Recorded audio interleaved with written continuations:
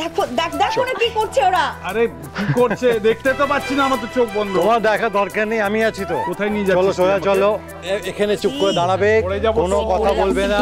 দাঁড়াও, এখানে দাঁড়াও, দুজনে চুপচাপ দাঁড়িয়ে থাকো। কি করছিস বলতো? হ্যাঁ ব্যাস চুপচাপ দাঁড়িয়ে থাকো।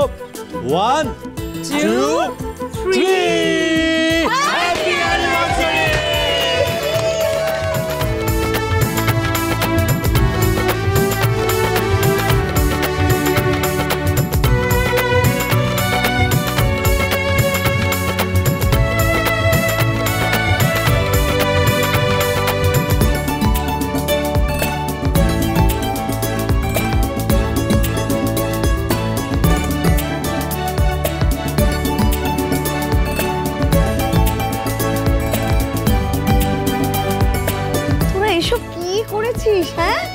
এই জন্যই বুঝি টেনে টেনে নিয়ে এসেছিলাম এখানে।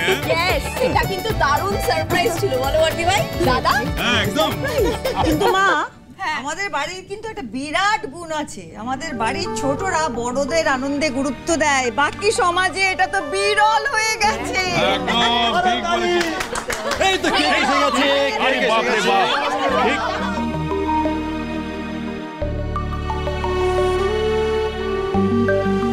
Thank you thank you. এই না, এবার কেকটা কাটো দুজনে ধরে। বাহ, কেকটা তো দারুণ হয়েছে। হ্যাঁ, হ্যাপি অ্যানিভার্সারি দাদা বৌদি। এই দিনটা বারবার ফিরে আসুক। আমরা সেই আনন্দে দারুণ দারুণ কেক খাই। ওই অমনি, তুমি কেক খাবে? হ্যাঁ, কেক দেখেই লাফাতে শুরু করেছো। তোমাকে ওই কোণা থেকে একটুখানি ভেঙে দেওয়া হবে। আবার যে ঝড়ের পূর্বাভাস দেখতে পাচ্ছি আবির, আবার একটা সমস্যা হতে চলেছে বাড়িতে। কিন্তু তার আজকে কিছুতেই পড়তে দেওয়া যাবে না।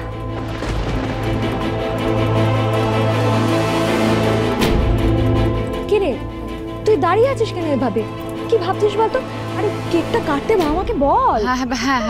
হ্যাঁ, বাবা মায়ের মুখের হাসি ধরে রাখতে হলে বুকে পাথর চাপা দিয়ে হলেও স্বাভাবিক থাকতে হবে আমাকে। আর এই বিলিতি কায়দায় উদযাপন এই ছোটদের বুদ্ধি, বুঝলি? আসল উদযাপন হবে সন্ধ্যের পর।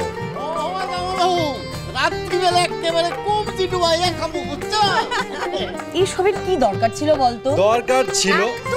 আচ্ছা, তোমাদের কিছু ভাবতে হবে না, আজকে সব আমরা সামনে নেব। এবার কেকটা কাটো না। চলো। তোরা এত বড় করে ঘরটা সাজিয়েছিস, এত সুন্দর করে সাজিয়েছিস, একদম মনটা দারুণ ভালো হয়ে গেছে। বাবা, এই সব কিছু সাজানোর ক্রেডিট কিন্তু মোস্টলি পেখমের। আমরা তো একটু আধটু সাজিয়ে সব ঘুমিয়ে পড়েছিলাম, কিন্তু পেখম ভোর রাত থেকে উঠে একা সব কিছু সুন্দর করে সাজিয়েছে।